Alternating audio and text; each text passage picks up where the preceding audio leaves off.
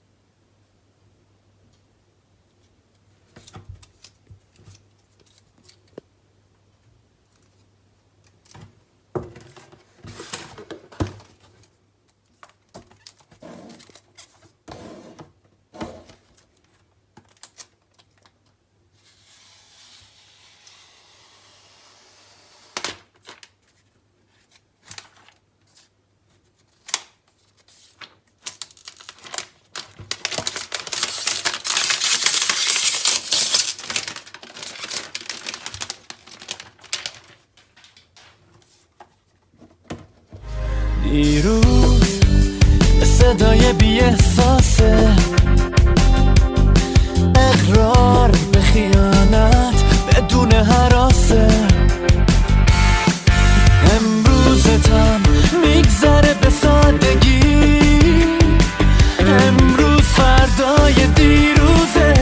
تو همون آدم همیشگی، گذشته تو رو تا کجا میبره؟ توی ذهن تو بگو چی میگذره، چی میگذره. باور کن زندگی همین امروزه، لحظه ای که تکرار نمیشه، فرصتی که هیچ وقت نداشتی. شاید تنها شانس تو همین امروزه، همین امروزه. اگه ثانیات میسوزن تو آتیش گذشته، تو خودت مقصری. بار سنگ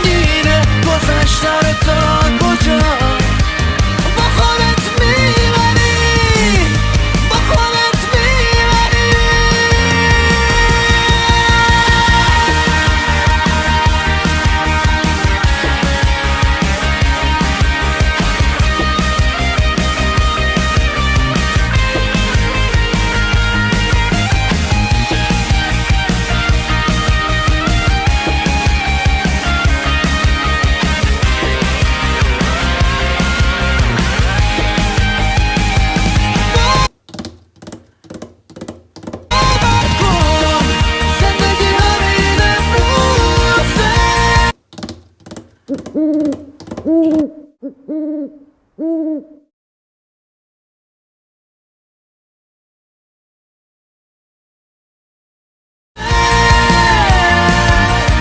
ای که تکرار نمیشه، فرصتی که هیچ وقت نداشتی. شاید تنها شانس تو همین امروزه،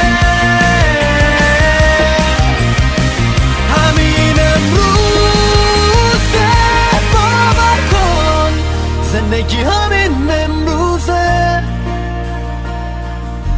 لحظه ای که تکرار نمیشه، فرصتی که هیچ وقت نداشتی. شاید تنها شانس تو همین امروزه، همین امروزه، همین امروزه.